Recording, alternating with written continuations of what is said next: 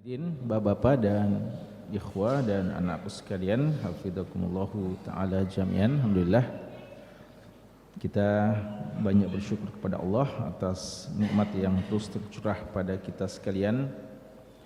Malam hari ini, di malam Sabtu, kembali dengan izin Allah dan taufiknya kita memanfaatkan amanah waktu yang Allah berikan kepada kita untuk datang berziarah, mengunjungi rumah dari rumah-rumah Allah Subhanahu wa taala, dan kita duduk bermajlis untuk sama-sama menelaah hadis-hadis Nabi kita sallallahu alaihi wasallam. Tentu saja kita laksanakan ini di antara dua waktu yang penting, dua waktu salat maghrib dan isya. Ini semua adalah kumpulan pahala-pahala yang besar di sisi Allah Subhanahu wa taala. Semoga kita bisa mendapatkan pahala-pahala yang telah dijanjikan dan telah disiapkan bagi hamba-hambanya, tentu saja yang senantiasa ikhlas dalam melaksanakan perintah dan amalan, dan juga senantiasa berusaha mengikuti tuntunan petunjuk dari Nabi sallallahu alaihi wasallam. Malam hari ini kita sudah masuki malam yang ke-29 di bulan Dzulqa'dah 1447 Hijriah. Artinya sebentar lagi kita akan mengakhiri bulan Dzulqa'dah, bulan Dzulqaidah, untuk kita berpindah ke bulan terakhir dari bulan-bulan Islam, bulan Dzulhijjah, bulan haji. Malam ini malam ke-29, dan insyaallah besok malam kita akan mengadakan ru'yatul hilal, dan kita juga akan menunggu informasi terlihat tidaknya hilal, dan akan ditetapkan ya apakah sudah masuk 1 Dzulhijjah ataupun belum. Walaupun lebaran itu Idul Adha 10 Zulhijjah. Beda kalau Idul Fitri 1 Syawal. Jadi memang ketika kita akan mengakhiri Ramadan, kita nunggu pengumuman 1 Syawal untuk besoknya kita langsung mengerjakan lebaran, atau nanti besok, nanti hari berikutnya. Karena selesainya Ramadan berarti datang Syawal, dan itu hari lebaran kita. Adapun Dzulhijjah, lebarannya nanti 10 Dzulhijjahnya. Tapi kenapa kita perlu tahu sejak awalnya 1 Dzulhijjah? Karena tentu saja penentuan 10 Dzulhijjah itu ditentukan dengan kapan 1 Dzulhijjah. Kita bisa tahu kapan hari lebaran kita ketika kita sudah tahu kapan 1 Dzulhijjah. Apatah lagi 1 Dzulhijjah itu dan hari-hari berikutnya adalah hari mulia, hari yang merupakan hari-hari yang terbaik untuk beramal soleh.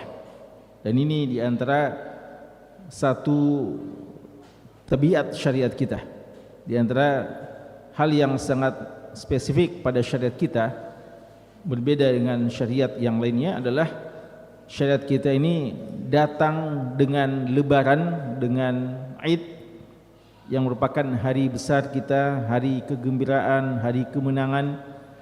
Namun sebelumnya dimulai dengan hari-hari perjuangan, hari-hari ibadah dan amal soleh. Makanya Idul Fitri tidak datang kecuali setelah kita berjuang, berusaha, bermujahadah di bulan Ramadan, dan lebih khusus di 10 Ramadan terakhir. Demikian pula 10 Dzulhijjah, Idul Adha, kita tidak akan bisa berlebaran dengan penuh kegembiraan, sukacita, kecuali jika kita merasa kita sudah menang setelah memanfaatkan dengan sebaik-baiknya 10 hari pertama bulan Dzulhijjah, yang ditegaskan sebagai hari-hari terbaik untuk beramal soleh, yang difahami oleh sebagian ulama kita termasuk lebih baik daripada hari-hari yang ada di bulan suci Ramadan. 10 hari pertama bulan Dzulhijjah berdasarkan penegasan dan informasi dari Nabi kita sallallahu alaihi wasallam adalah hari-hari yang terbaik untuk beramal soleh. Maka ya semoga kita semua bisa kembali mendapati hari-hari tersebut. Paling lambat insyaallah malam Senin ya. Malam Ahad ya. Ya, paling lambat malam Senin. Kemungkinan besok malam ya. Jadi besok malam insyaallah akan ada pengumumannya dan paling lambat malam Senin kita sudah akan memasuki 1 Zulhijjah ya. Semoga kita semua bisa kembali berjumpa dengan hari-hari tersebut dan tentu saja yang terpenting semoga kita bisa mencatat prestasi-prestasi terbaik dalam beramal soleh di tahun ini di 10 hari pertama bulan Dzulhijjah.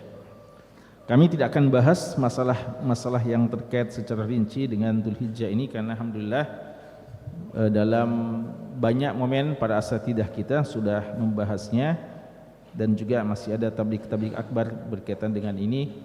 Di DPD Makassar sendiri kerjasama dengan Dewan Syariah Wahda Islamiyah akan mengadakan tabligh akbar atau kajian Dzulhijjah hari Ahad nanti ya, di Masjid Wihdatul Ummah dan khusus menyoroti beberapa amalan-amalan atau beberapa hal-hal yang perlu diketahui tentang pengelolaan hewan kurban secara fikih muamalah. Ini kita anggap masih jarang dibahas, utamanya bagi para panitia-panitia kurban sangat perlu mengetahui beberapa hal yang seharusnya kita laksanakan dari aturan-aturan pengelolaan hewan kurban yang diamanahkan kepada kita dari sisi fikih muamalahnya. Maka kami ajak ya para hadirin dan silakan juga ajak yang lainnya untuk hadir ya, karena itu dilaksanakan secara offline di Masjid Wihdatul Ummah Jalan Abdullah yang Siluat. Jamaah sekalian, malam hari ini kita akan sempurnakan pembahasan hadis pertama kita dalam buku yang sudah kita mulai pada pertemuan kita yang lalu sebagai buku pengganti lanjutan kajian kita malam Sabtu. Kalau sebelumnya kita sudah bahas tentang sirah dari Nafhatu Amir, maka mulai pekan lalu kita sudah mulai membahas buku Al-Arba'un Al-Qalbiyah, 40 hadis yang berkaitan dengan masalah hati.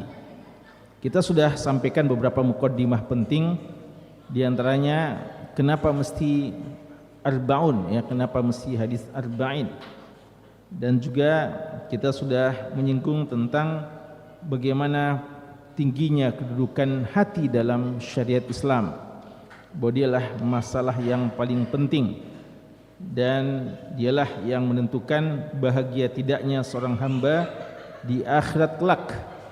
Maka pembahasan tentang hati pembahasan yang sangat-sangat urgen dan sepatutnya menjadi fokus dan perhatian utama seorang hamba.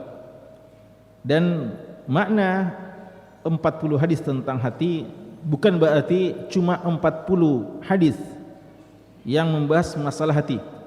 Tapi para ulama kita ketika menulis buku yang mereka namakan dengan arba'in, arba'in tentang ini, arba'in tentang itu, maksudnya inilah hadis-hadis yang dianggap paling mewakili, paling penting dari sekian banyak hadis-hadis Nabi sallallahu alaihi wasallam.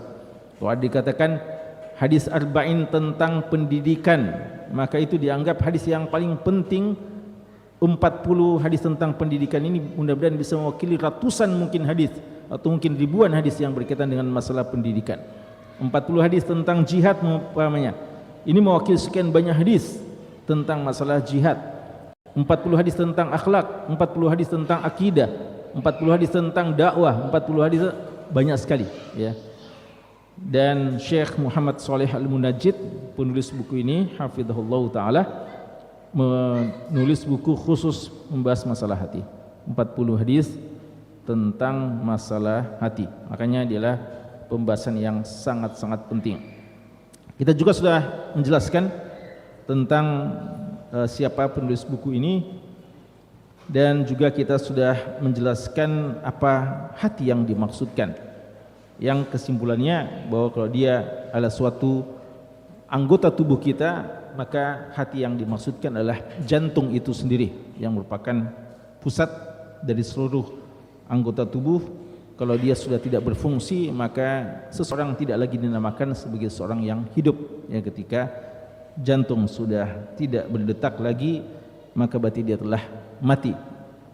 Dan juga dia bisa bermakna, hati ini bisa bermakna maknawi, dalam artian kondisi jiwa seseorang, kondisi spiritual seseorang, bagaimana kondisi hatinya, dalam artian bagaimana dekat tidaknya dengan Allah Subhanahu wa taala.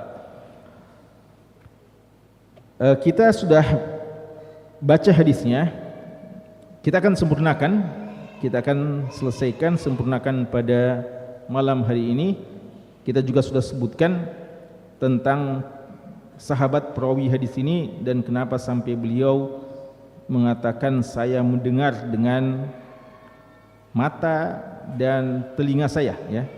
Kenapa sampai beliau mengisyaratkan dengan telinganya dan juga menyebutkan bahwa telah melihat Rasulullah dengan matanya. Dan juga kita sudah menjelaskan bagaimana hadis ini adalah hadis yang sangat pokok. Bahkan Imam Ahmad mengatakan 3 hadis yang paling pokok yang pernah disabdakan oleh Nabi kita sallallahu alaihi wasallam, salah satunya hadis kita ini. Hadis innamal amal binniyat, hadis tentang man amila amalan laisa alaihi amruna, dan hadis ketiga adalah hadis kita ini, hadis Nu'man bin Bashir, innal halala bayyin wa innal harama bayyin. Dan juga perkataan dari Ishaq bin Rahawai atau Ishaq bin Rahoya, guru dari Imam Bukhari, menurut beliau ada 4 hadis yang paling pokok. Salah satunya adalah hadis kita ini. Sekarang kita lanjutkan pembahasannya. Saya bacakan ulang lagi hadisnya, ya, sambil kita jelaskan, ya. Ani Nu'man bin Bashir radhiyallahu ta'ala anhuma. Nah, kita sebutkan radhiyallahu anhuma karena memang bapak beliau juga Bashir bin Sa'ad adalah salah seorang sahabat Nabi sallallahu alaihi wasallam, dan ibunya juga seorang wanita yang solihah, sahabiyah, yang saudara, ya, dari Abdullah bin Rawaha radhiyallahu ta'ala. Ani Nu'man bin Bashir radhiyallahu anhuma qala, beliau mengatakan sami'tu Rasulullah sallallahu alaihi wasallam yaqul, aku telah mendengarkan Rasulullah sallallahu alaihi wasallam bersabda, wa ahwan Nu'manu bi usbu'aihi ila uzunaihi, dan Nu'man mengisyaratkan ketika menyampaikan sabda Nabi ini ke kedua telinganya. Ya, kita sudah katakan bahwa ini beliau perlu sebutkan karena beliau waktu itu relatif masih sangat muda, ya, masih sangat kecil, sehingga jangan ada kesan bahwa jangan-jangan salah dengar, jangan-jangan tidak dengar langsung. Ya, maka beliau tegaskan saya mendengarkan langsung. Beliau mengatakan dengan telinga saya sendiri, bukan diberitahu oleh siapa-siapa, atau bukan informasi yang saya duga-duga, tapi informasi yang valid, ya, yang langsung datang dari Nabi sallallahu alaihi wasallam. Innal halala bayyin, sesungguhnya yang halal itu jelas. Wa innal harama bayyin, dan yang haram itu jelas. Ini juga kita sudah terangkan bahwa hukum asal dari syariat ini kejelasan, sesuatu yang tidak sulit untuk difahami. Yang halal pada hakikatnya jelas, dan kebanyakan hukum syariat ini jelas hukumnya, bisa diketahui oleh orang tua, anak muda, anak kecil, bisa diketahui oleh orang berpendidikan dan yang tidak berpendidikan, bisa diketahui oleh orang yang sudah lama Islam atau yang baru masuk Islam, bisa diketahui oleh orang yang sudah lama belajar dan yang baru belajar. Karena banyak syariat ini telah tersebar, karena memang dia sesuatu yang sesuai dengan fitrah, maka bisa difahami. Ya, halal jelas seperti hukum-hukum tentang makanan dan minuman. Ya, ini di antara contoh yang paling mudah bahwa hukum asal makanan dan minuman itu halal. Nasi halal, ya, minuman halal dan seterusnya. Wa innal harama bayyin, dan yang haram pun jelas. Semua orang Islam insyaallah tidak kabur baginya kalau daging babi itu haram. Tidak kabur baginya kalau bangkai itu haram. Masalah-masalah yang semacam ini jelas bagi umumnya umat Islam. Lalu Nabi kita sallallahu alaihi wasallam mengatakan, wa bainahuma mushtabihatun, dan di antara keduanya, yaitu di antara yang halal dan haram, ada yang mushtabihat, syubhat. Ini yang dibahasakan dengan syubhat. Kita sudah jelaskan bahwa syubhat itu dari kata-kata syabah. Syabah artinya yang mirip. Biasa diartikan samar. Kenapa dibilang samar? Karena susah dibedakan. Ya. Jadi kalau ada di sini yang kembar, ada di sini yang kembar, ada santri yang kembar, ada yang sama mirip mukanya. Iya. Kalau ada yang sama mukanya, yushbihi, ini bahasa Arabnya hadar rajul yushbihu hada, orang ini mirip, syabah, mirip dengan ini. Maka sulit kita bedakan yang mana ini. Ya, kalau orang kembar biasanya A dan B, Abdullah dengan Abdurrahman umpamanya, ya. Atau Hasan dan Hussein, biasa ada nama-nama seperti itu, kembar. Biasa kita sulit bedakan. Ya. Itu dinamakan mustabihat, samar-samar, susah kita menentukan. Ada urusan yang susah difahami, tidak bisa diketahui secara langsung apakah dia halal atau dia haram. La ya'lamuhunna katsirun minan nas, tidak diketahui oleh kebanyakan manusia. Ini jadi kalau tadi halal kebanyakan manusia tahu, haram kebanyakan atau mungkin semua manusia tahu. Sekarang ada urusan ketiga yang statusnya sebenarnya entah halal atau entah haram, salah satu dari duanya. Tapi banyak manusia tidak bisa menentukan statusnya, ragu-ragu ini halal atau ini haram. Ya. Dan kata-kata la ya'lamuhunna katsirun minan nas berarti ada yang tahu. Inilah kita sebutkan keutamaan para ulama yang bisa mengetahui, dan ulama pun tidak semuanya.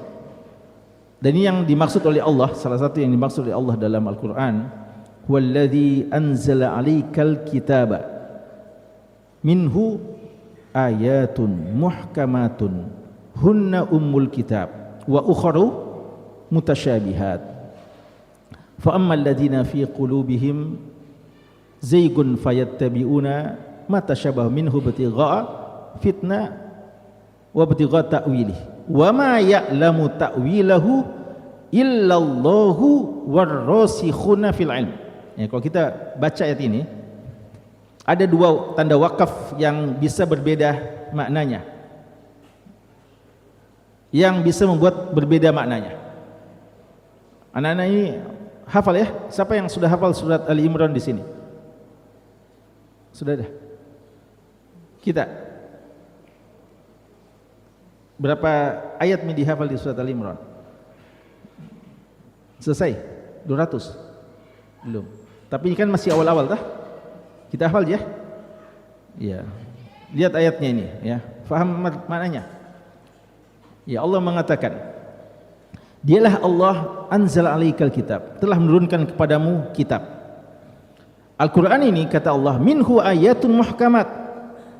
Ada dua jenis ayat dalam Al-Quran. Ada yang muhkamat, muhkamat itu sudah sangat jelas hukum-hukumnya, semua orang yang baca bisa langsung faham. Muhkamatun hunna umul kitab, dan inilah yang dominan yang ada dalam Al-Quran. Wa ukharu mutasyabihat, dan sebagiannya yang mutasyabih, ayat-ayatnya samar, membutuhkan penalaran, membutuhkan pengetahuan, membutuhkan kajian, membutuhkan ilmu, pemahaman tentang tafsir, pemahaman tentang bahasa Arab dan seterusnya. Dan kadang hanya membutuhkan keimanan,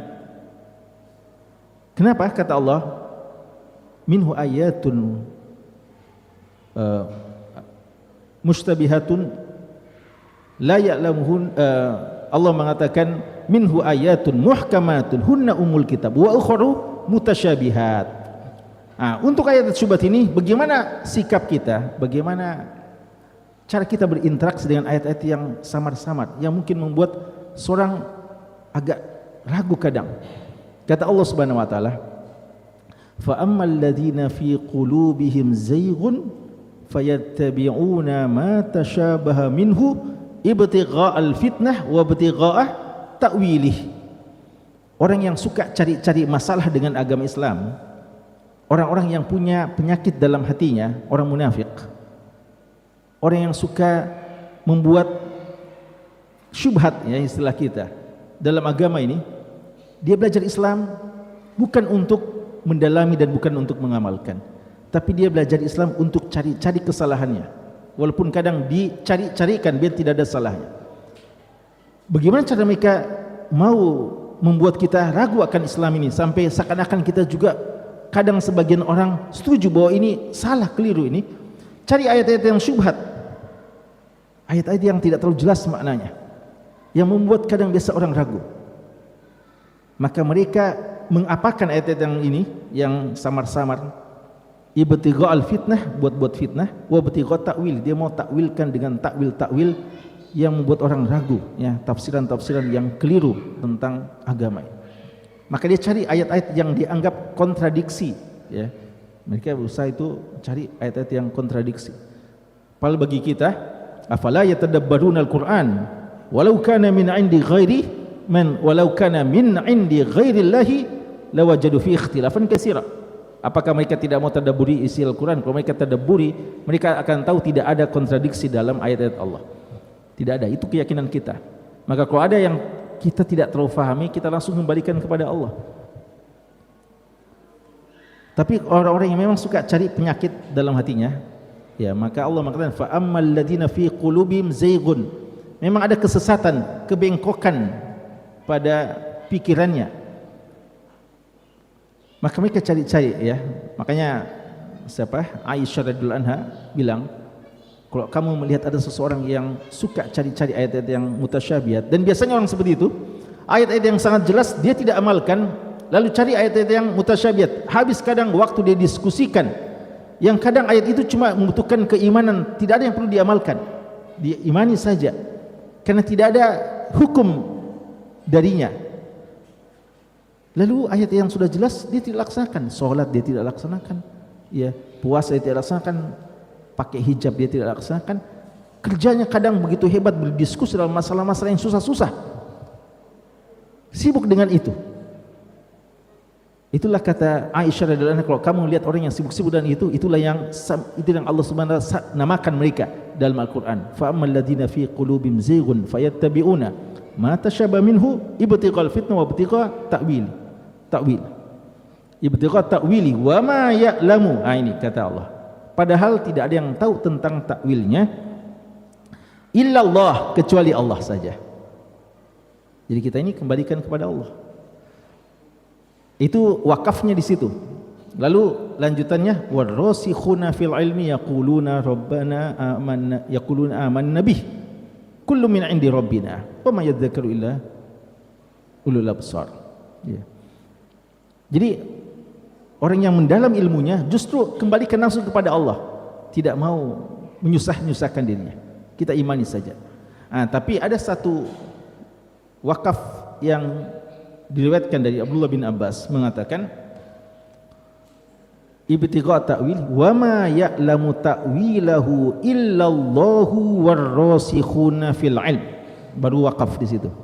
Artinya tidak ada yang tahu tentang takwil ayat itu kecuali Allah dan orang yang mendalam ilmunya.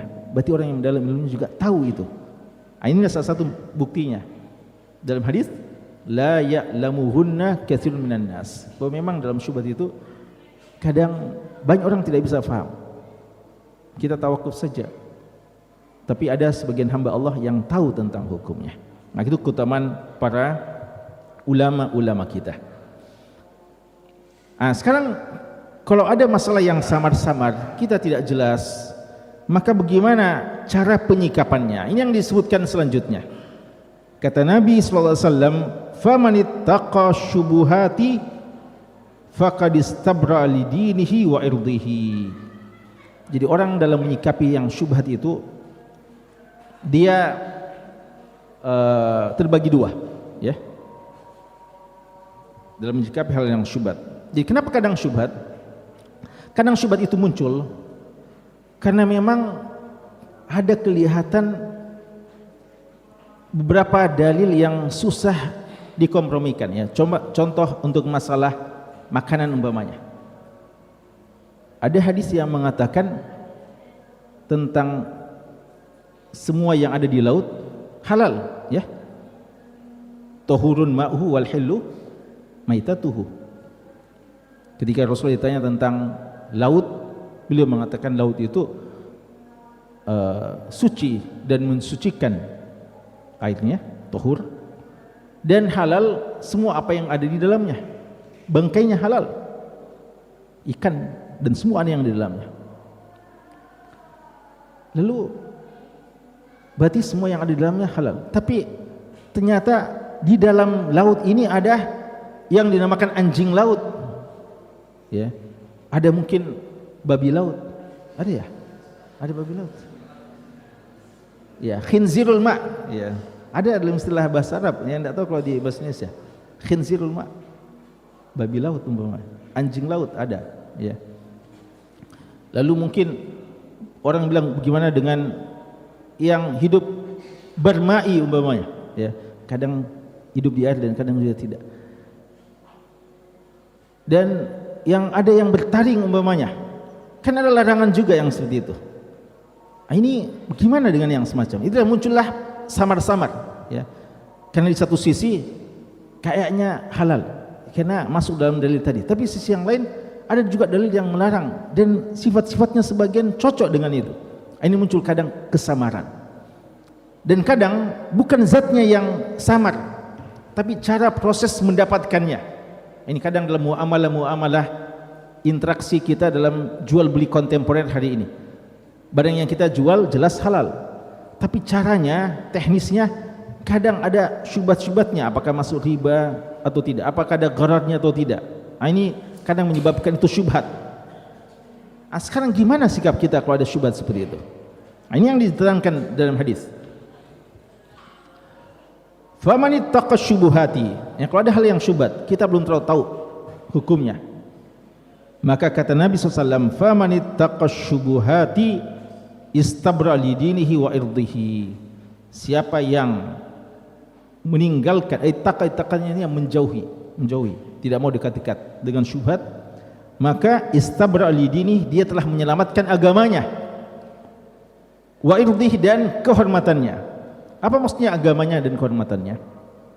Karena syubhat itu biasanya, hukum yang syubhat itu kadang juga dekat kepada yang dinamakan, kalau dalam ahkam taklifiyah kan ada berapa? 5, ya.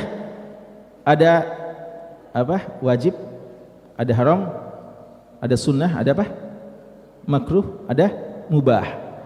Kalau syubhat ini dia kalau mau dilihat dari ahkam taklifiyah, dia paling cocok dengan makruh. Dan biasanya makruh ini ada debat di situ, halal atau tidak. Contoh, tidak apa-apa ya, rokok umpamanya. Rokok ini sebagian mengharamkan, bahkan banyak ulama kita mengharamkan. Dan mungkin ada yang mengatakan tidak haram ji, makruh. Makruh, taruhlah dia makruh. Kalau sudah dibilang makruh, ini sudah ada syubhatnya sebenarnya, ada syubhatnya. Maka gimana? Faman ittaqa syubuhati faqad istabara li dinihi wa irdihi. Kalau dia meninggalkannya, maka dia sudah menyelamatkan agamanya. Karena jangan-jangan dia bilang makruh ji, padahal ternyata haram. Nah, itu seperti yang akan disebutkan setelahnya. Jangan-jangan dia bilang tidak apa-apa, lalu dia ternyata haram. Kan ini syubhat itu samar, halal atau haram. Mungkin ada orang yang ketika kita meninggalkan, tidak rugi kita meninggalkan yang sebenarnya, Kan kita tidak mati kalau tidak merokok umpamanya, ya. Kita tidak mati kalau tidak makan yang ada syubhatnya. Kita tinggalkan sistem jual beli yang masih ada samar-samarnya umpamanya. Masih banyak yang halal. Ketika kita meninggalkan yang haram, kita selamat agama kita, tidak rugi. Wa irdihi, ini kehormatannya. Apa maksudnya kehormatannya? Karena biasanya orang yang menyerempet kepada yang haram, menyerempet pada yang syubhat itu selalu dibicarakan, selalu jadi bahan perbincangan. Lihatlah, ya. Makanya ulama kita kadang menjauhi hal yang syubhat, karena jangan dijadikan pembicaraan. Contoh mudahnya bagaimana Nabi kita sallallahu alaihi wasallam mengajarkan jauh dari syubhat. Beliau ketika itikaf, beliau dikunjungi oleh istrinya Sofia bintu Huyai. Maka setelah Sofia bintu Huyai menyampaikan hajatnya pada saat itikaf, karena Rasulullah tidak bisa keluar, itikaf mesti di masjid. Sofia yang masuk, istri beliau sendiri, sampaikan hajatnya. Setelah selesai, Sofia akan pulang. Nabi kita SAW mengantar beliau sampai ke depan masjid.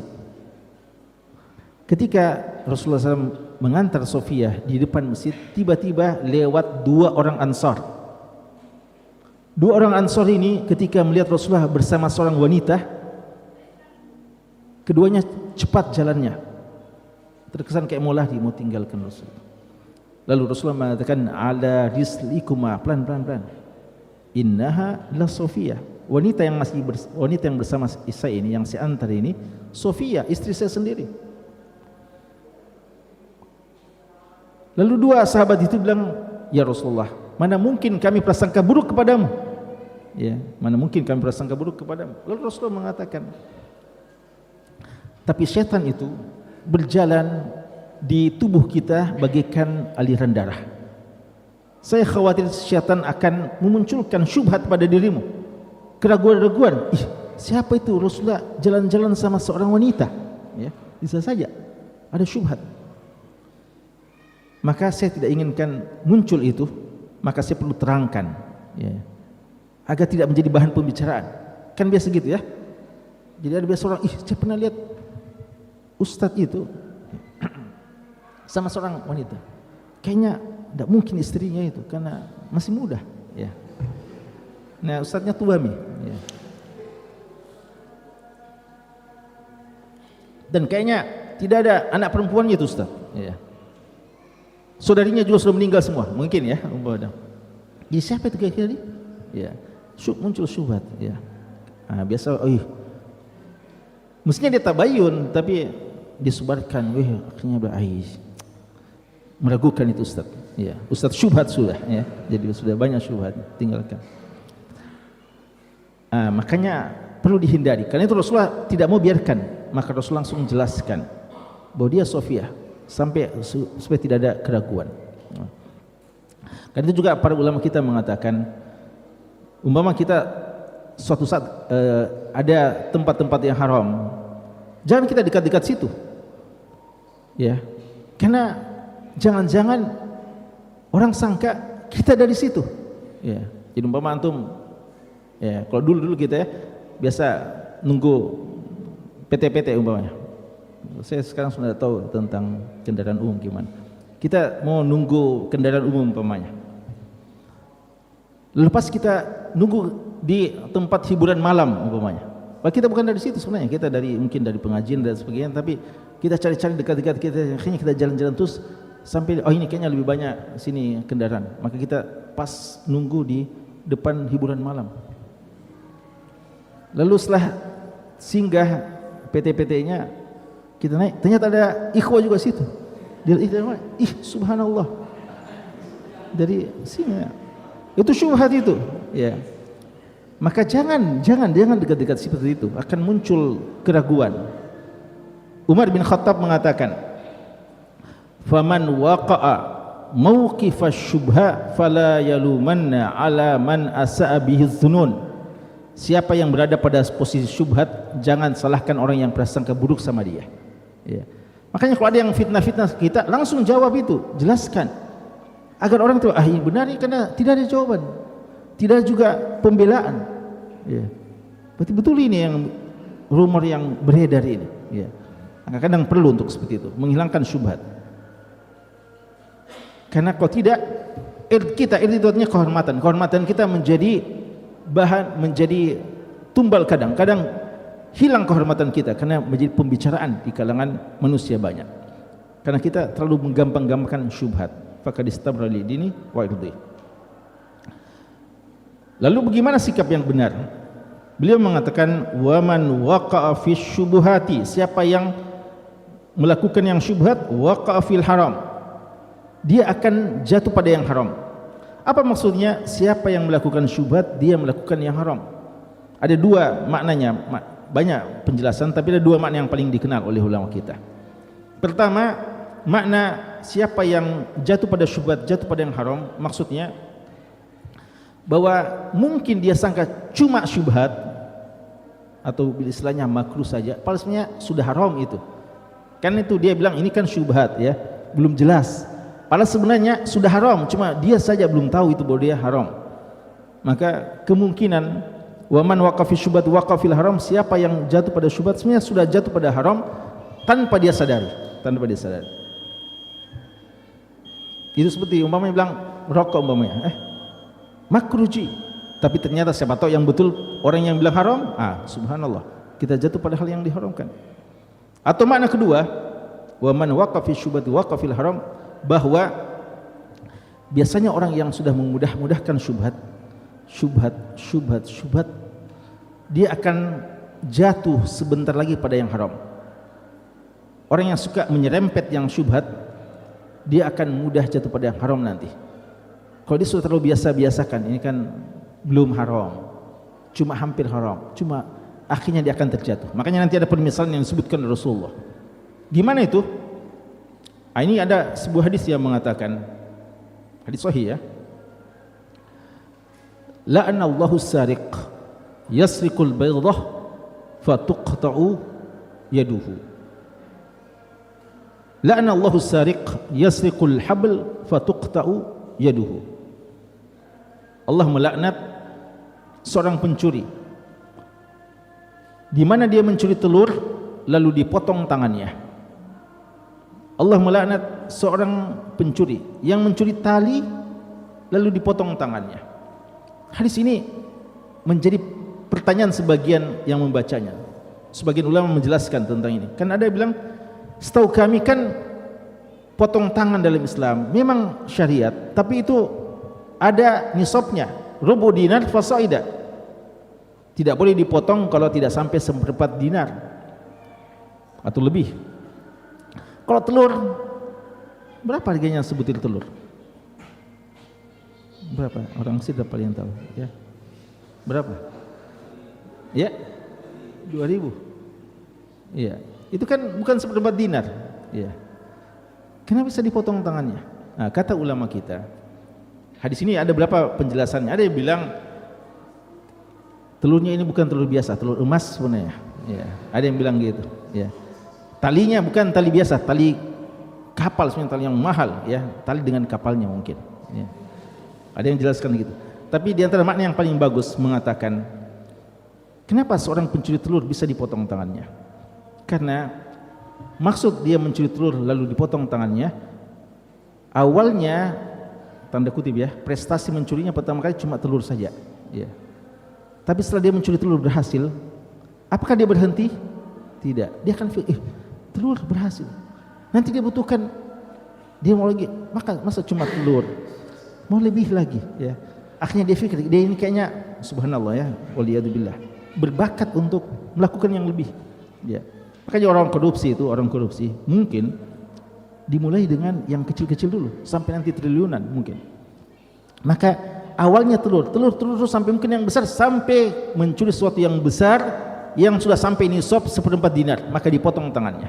Jadi makna dari mencuri telur artinya awalnya telur, dan akhirnya dia jatuh kepada mencuri yang lebih besar yang sudah sampai nisab sehingga dipotong tangannya. Maka begitu kata Rasulullah, faman waqa'a fi syubhat, siapa yang menyerempet syubhat, memudah-mudahkan syubhat, suatu saat dia akan jatuh pada hal yang haram. Maka hati-hati, jangan bilang syubhat masih belum jelas haram atau tidak. Tapi kalau kita terlalu mudah-mudahkan, suatu saat kita bisa jatuh kepada hal yang haram pun kita sudah tidak memiliki kepekaan yang haram pun ya. Makanya itu Rasulullah pernah mengatakan ya, bahwasanya nanti kita akan hidup di masa kita sudah sulit lepas dari riba, dan kalau kita tidak langsung lakukan riba, paling tidak kita kena debu-debunya ya, subhanallah. Sehingga ya hati-hati mudah-mudahkan sesuatu hingga sampai bisa kepada yang haram. Maka Rasulullah mengatakan, permisalkan ya, kita sebutkan ya secara cepat. Beliau mengatakan permisalannya seperti ar-ra'i, seorang penggembala. Ini istilahnya bil misali yattadihul maqal ya. Jadi kadang permisalan lebih menjelaskan narasi yang disebutkan, apa maksudnya sebenarnya. Seperti seorang penggembala. Penggembala ini di tanah yang luas, tanahnya luas, padangnya luas. Tapi dia tidak mau memanfaatkan padang yang luas. Dia selalu bawa gembalaannya di tanah yang merupakan perbatasan tanah milik tuannya sama milik orang lain.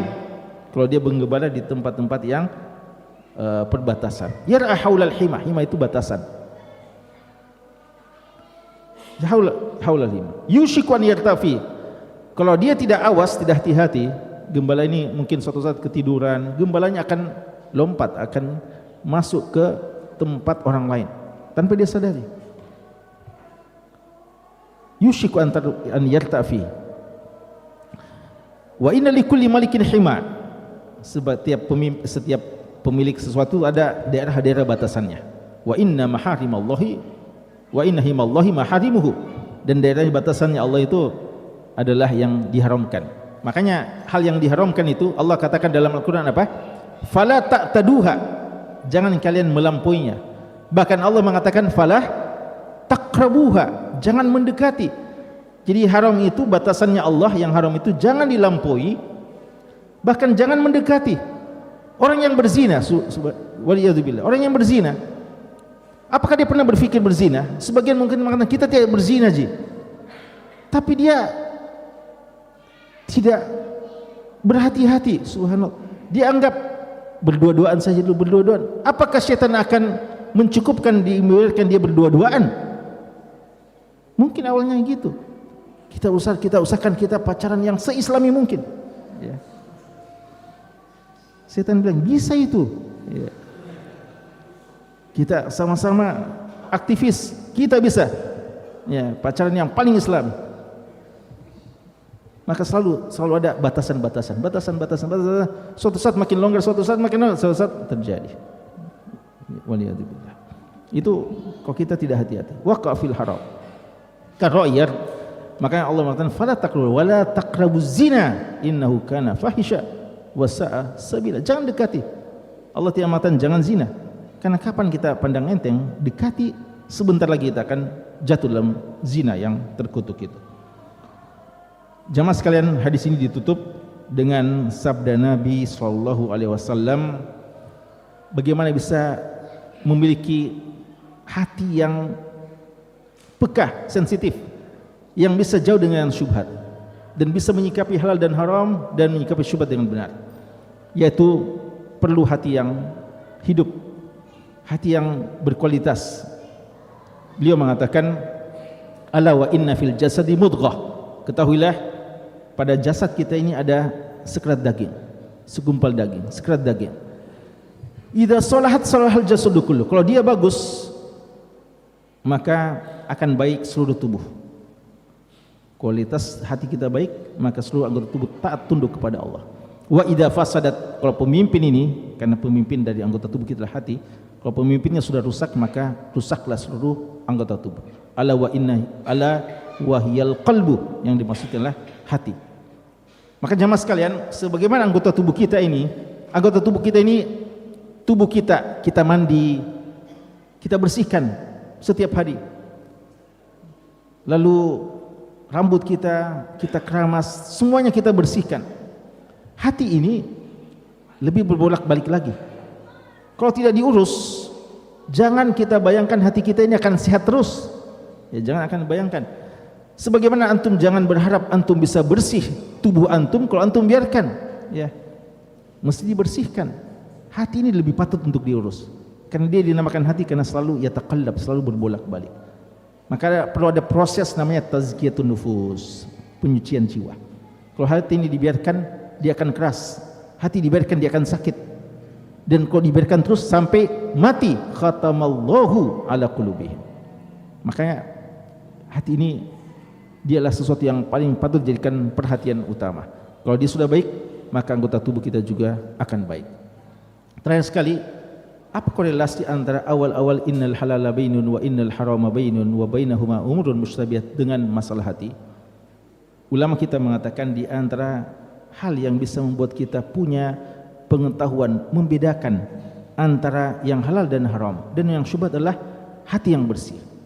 Makanya Imam Ahmad rahimahullah ta'ala ketika beliau ditanya, man nas'alu ba'dak, siapa yang kami akan bertanya setelah engkau meninggal dunia wahai Imam Ahmad? Beliau menyebutkan nama yang tidak pernah disangka-sangka, Abdul Wahhab bin Warraq. Orang bilang laisa lahu ittisa'un fil ilm. Kayaknya kalau beliau yang dimaksudkan, kami bertanya kepada beliau setelah engkau meninggal, kalau beliau yang direkomendasikan, kayaknya ilmunya tidak terlalu luas. Kenapa dia yang direkomendasikan? Apa kata Imam Ahmad? Beliau mengatakan, huwa rajulun salih misluhu yuwaffaqu lis-shawab. Dialah laki-laki yang soleh. Orang semacam itu selalu mendapatkan taufik untuk memilih yang benar, ya. Maka orang yang hatinya bersih, orang yang soleh, dekat dengan Allah, itu yang selalu mendapat petunjuk untuk tahu yang mana halal dan mana haram, dan punya cahaya hati yang bercahaya, yang bisa melihat yang mana syubhat dan bagaimana penyikapan yang benar.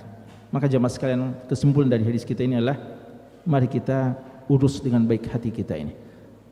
Silahkan urus seluruh anggota tubuh kita, itu juga amanah yang datang dari Allah, tapi jadikan fokus paling utama kita adalah memperbaiki hati kita. Dengannya seluruh anggota tubuh lain akan tunduk patuh juga kepada Allah Subhanahu wa taala jika hati kita telah dekat, baik dan berkualitas di sisi Allah Subhanahu wa taala. Sekian ini wallahu taala alam, sallallahu ala nabiyina Muhammad wa ala alihi wasallam walhamdulillahirabbil alamin. Wassalamualaikum warahmatullahi wabarakatuh.